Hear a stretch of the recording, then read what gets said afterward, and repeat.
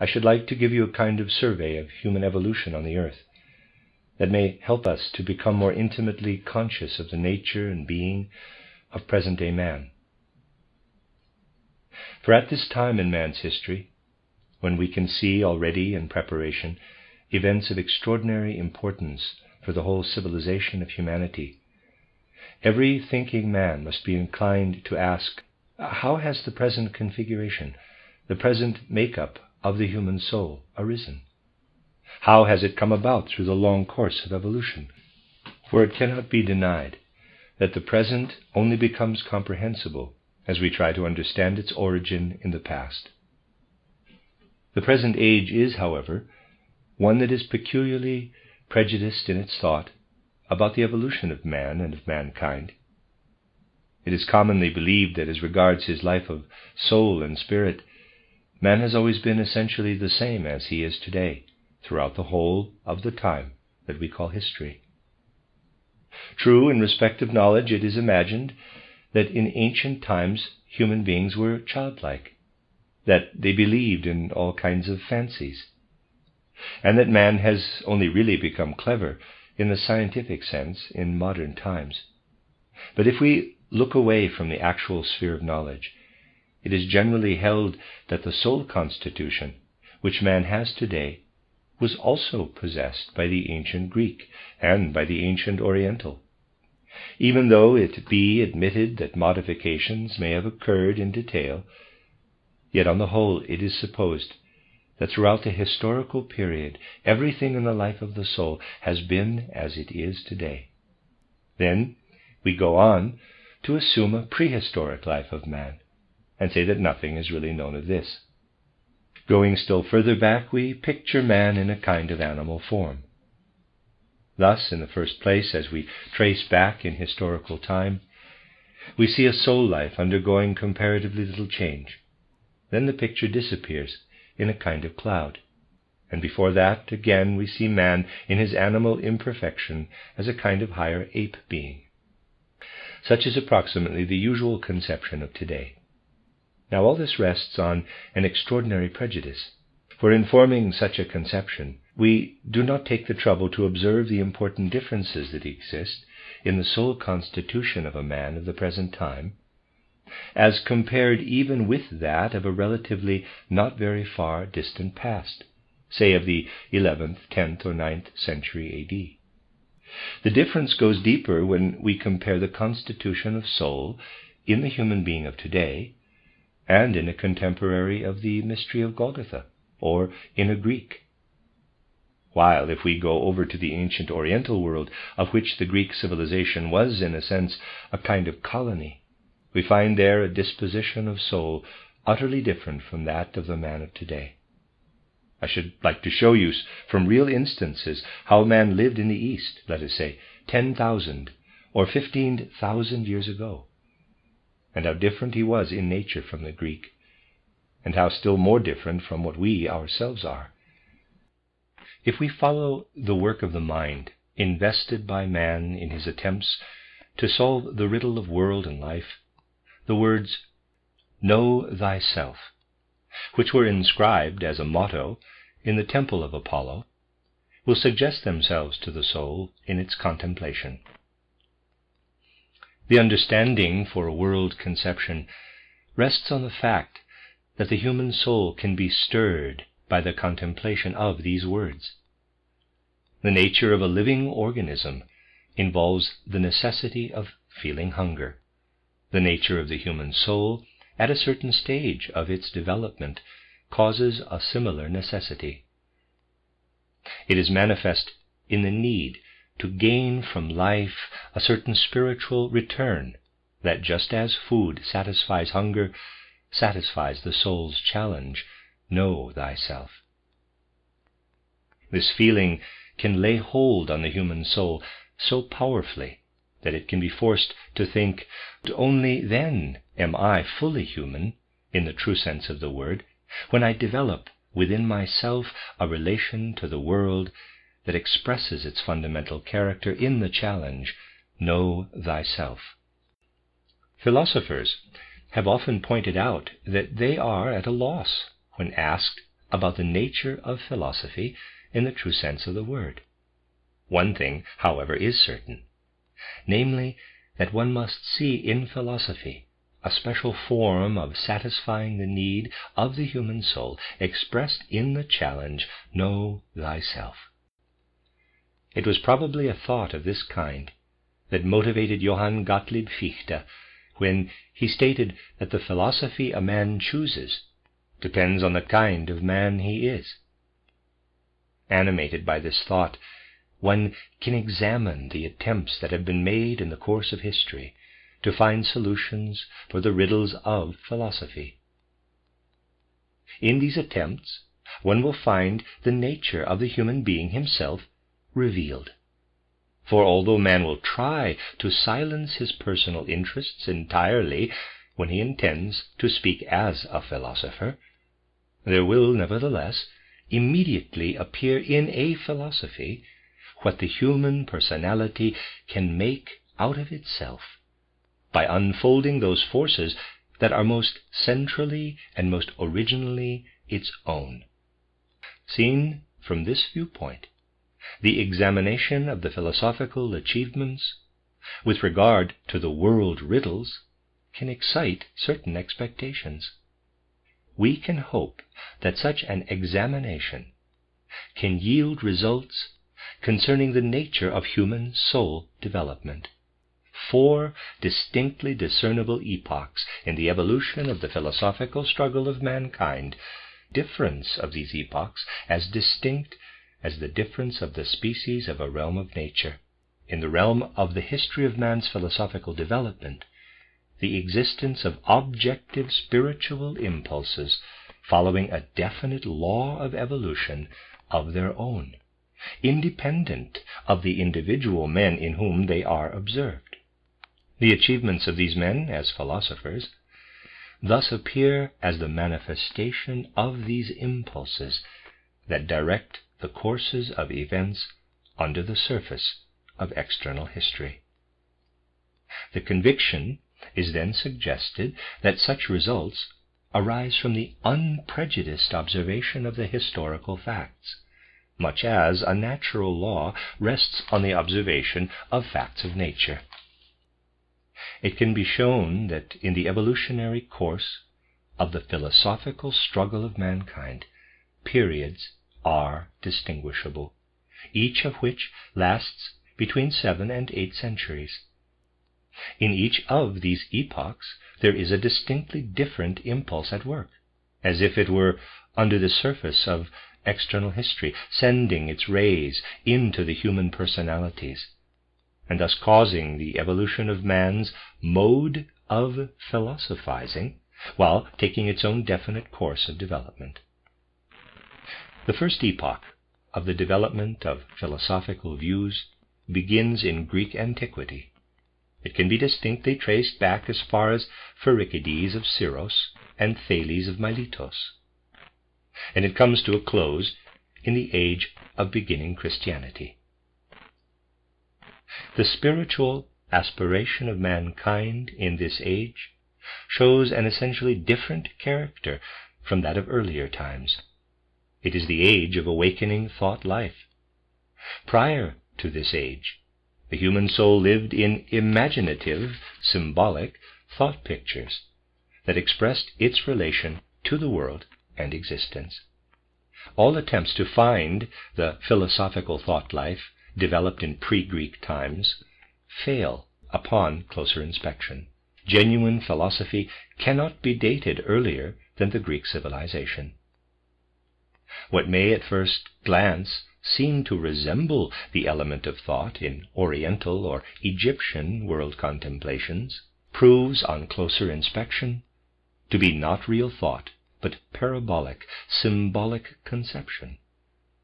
It is in Greece that the aspiration is born to gain knowledge of the world and its laws by means of an element that can be acknowledged as thought, also in the present age. As long as the human soul conceives world phenomena through pictures, it feels itself intimately bound up with them. The soul feels itself in this phase to be a member of the world organism. It does not think of itself as an independent entity separated from this organism. As the pure, pictureless thought awakens in the human soul, the soul begins to feel its separation from the world. Thought becomes the soul's educator for independence. But the ancient Greek did not experience thought as modern man does. This is a fact that can be easily overlooked. A genuine insight into the ancient Greeks' thought life will reveal the essential difference. The ancient Greeks' experience of thought is comparable to our experience of a perception, to our experience of red or yellow. Just as we today attribute a color or tone percept to a thing, so the ancient Greek perceives thought in the world of things and as adhering to them.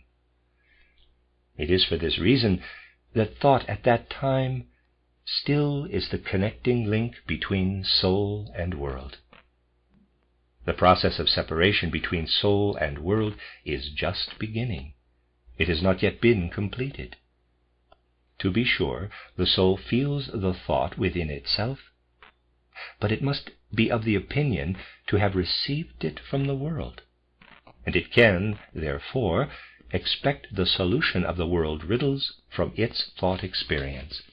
It is in this type of thought experience that the philosophical development proceeds that begins with Pherecydes and Thales, culminates in Plato and Aristotle, and then recedes until it ends at the time of the beginning of Christianity. From the undercurrents of the spiritual evolution, thought life streams into the souls of man and produces in these souls philosophies that educate them to feel themselves in their self-dependence, independent of the outer world. A new period begins with the dawn of the Christian era. The human soul can now no longer experience thought as a perception from the outer world. It now feels thought as the product of its own inner being, an impulse much more powerful than the stream of thought life now radiates into the soul from the deeper currents of the spiritual creative process. It is only now that self-consciousness awakes in mankind in a form adequate to the true nature of this self-consciousness. What men had experienced in this respect before that time had really only been harbingers and anticipatory phenomena of what one should, in its deepest meaning, call inwardly experienced self-consciousness. It is to be hoped that a future history of spiritual evolution will call this time the age of awakening self-consciousness. Only now does man become aware of the whole scope of his soul life as ego. The full weight of this fact is more instinctively felt than distinctly known by the philosophical spirits of that time. All philosophical aspirations of that epoch retain this general character up to the time of Scotus Erigena. The philosophers of this period are completely submerged in religious conceptions with their philosophical thinking. Through this type of thought formation, the human soul, finding itself in an awakened self-consciousness, entirely left to its own resources, strives to gain the consciousness of its submergence in the life of the world organism. Thought becomes a mere means to express the conviction regarding the relation of man's soul to the world that one has gained from religious sources.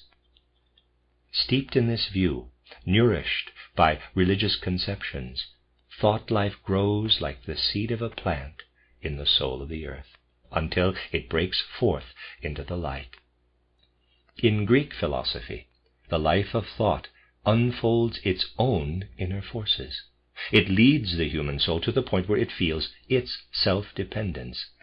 Then, from greater depths of spiritual life, an element breaks forth into mankind that is fundamentally different from thought life, an element that filled the soul with a new inner experience, with an awareness of being a world in itself, resting on its inner point of gravitation. Thus, self-consciousness is at first experienced, but it is not as yet conceived in the form of thought. The life of thought continues to be developed, concealed and sheltered in the warmth of religious consciousness. In this way pass the first 700 or 800 years after the foundation of Christianity. The next period shows an entirely different character. The leading philosophers feel the reawakening of the energy of thought life. For centuries, the human soul had been inwardly consolidated through the experience of its self-dependence. It now begins to search for what it might claim as its innermost self-possession. It finds that this is its thought life. Everything else is given from without. Thought is felt as something the soul has to produce out of its own depth. That is, the soul is present in full consciousness at this process of production. The urge arises in the soul to gain in thought a knowledge through which it can enlighten itself about its own relation to the world. How can something be expressed in thought life that is not itself merely the soul's own product? This becomes the question of the philosophers of that age. The spiritual trends of nominalism, realism, scholasticism, and medieval mysticism reveal this fundamental character of the philosophy of that age. The human soul attempts to examine its thought life with regard to its content of reality. With the close of this third period, the character of philosophical endeavor changes. The self-consciousness of the soul has been strengthened through century-long work performed in the examination of the reality of thought life. One has learned to feel the life of thought as something that is deeply related to the soul's own nature, and to experience in this union an inner security of existence. As a mark of this stage of development, there shines, like a brilliant star in the firmament of the spirit, the words, "I think, therefore I am," which were spoken by Descartes. One feels the soul flowing in thought life, and in the awareness of this stream, one believes one experiences the true nature of the soul itself.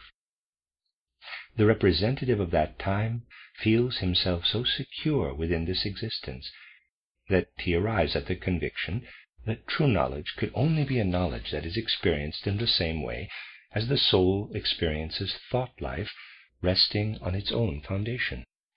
This becomes the viewpoint of Spinoza. Now, philosophies emerge that shape the world picture as it must be imagined when the self-conscious human soul, conceived by the life of thought, can have its adequate position within that world. How must the world be depicted so that within it the human soul can be thought to correspond adequately to the necessary concept of the self-consciousness? This becomes the question that in an unbiased observation we find at the bottom of the philosophy of Giordano Bruno, 1548 to 1600. It is also distinctly the question for which Leibniz, 1646 to 1716, seeks the answer. With conceptions of a world picture arising from such a question, the fourth epoch in the evolution of the philosophical worldview begins. Our present age is approximately in the middle of this epoch, when, in the first epoch of philosophical search, philosophy derived its powers from the awakening thought life. The human soul was spurred by the hope of gaining a knowledge of a world to which it belongs with its true nature, which is not limited to the life manifested through the body of the senses. In the fourth epoch, the emerging natural sciences add a view of nature to the philosophical world picture that gradually senses its own independent ground. As this nature picture develops, it retains nothing of a world in which the self-conscious ego, the human soul experiencing itself as a self-conscious entity, must recognize itself. In the first epoch, the human soul begins to detach itself from the experienced external world and to develop a knowledge concerned with the inner life of the soul. This independent soul life finds its power in the awakening thought element. In the fourth period, a picture of nature emerges that has detached itself in turn from the inner soul life. The tendency arises to think of nature in such a way that nothing is allowed to be mixed into its conception that has been derived from the soul, and not exclusively from nature itself. Thus the soul is, in this period, expelled from nature, and with its inner experiences, confined to its subjective world. The soul is not about to be forced to admit that everything it can gain as knowledge by itself can have a significance only for itself. It cannot find in itself anything to point to a world in which this soul could have its roots with its true being. For in the picture of nature, it cannot find any trace of itself. The evolution of thought life has proceeded through 4 epochs. In the first, thought is experienced as a perception coming from without. In this phase, the human soul finds its self-dependence through the thought process. In the second period, thought had exhausted its power in this direction. The soul now becomes stronger in the experience of its own entity. Thought itself now lives more in the background and blends into self-knowledge. It can no longer be considered as if it were an external perception. The soul becomes used to experiencing it as its own product. It must arrive at the question of what this product of inner soul activity has to do with an external world. The third period passes in the light of this question. The philosophers develop a cognitive life that tests thought itself with regard to its inner power. The philosophical strength of the period manifests itself as a life in the element of thought as such, as a power to work through thought in its own essence. In the course of this epoch, the philosophical life increases in its ability to master the element of thought. At the beginning of the fourth period, the cognitive self-consciousness, on the basis of its thought possession, proceeds to form a philosophical world picture. This picture is now challenged by a picture of nature that refuses to accept any element of this self-consciousness. The self-conscious soul, confronted with this nature picture, feels as its fundamental question, how do I gain a world picture in which both the inner world with its true essence and the external nature are securely rooted at the same time? The impulse caused by this question dominates the philosophical evolution from the beginning of the fourth period. The philosophers themselves may be more or less aware of that fact. This is also the most important impulse of the philosophical life of the present age.